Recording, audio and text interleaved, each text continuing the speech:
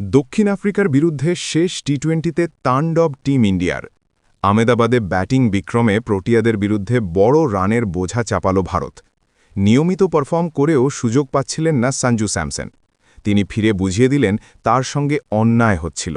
তবে show stopper Hardik Pandya নামলেন, দেখলেন, জয় করলেন। পান্ডিয়ার তাণ্ডবে দক্ষিণ আফ্রিকার বোলাররা রীতিমতো নাজেহাল। 4 ছক্কার তাণ্ডবে 16 বলে হাফ সেঞ্চুরি করলেন ভারতীয় অলরাউন্ডার। ভারতীয়দের মধ্যে দ্রুততম হাফ সেঞ্চুরির নজির রয়েছে যুবরাজ সিংয়ের নামে। তিনি 12 বলে অর্ধশত রান করেছিলেন। হার্দিকের বিধ্বংসী ব্যাটিংয়ের জেরে শেষ টি-20তে ভারত প্রথমে ব্যাট করে তুলল 231 রান। প্রিয় পাঠক, খবরটি সদ্য আমাদের কাছে এসেছে। যেটুকু তথ্য এর মধ্যে পাওয়া গিয়েছে সেটুকুই আপনাদের জানিয়ে দেওয়া হলো।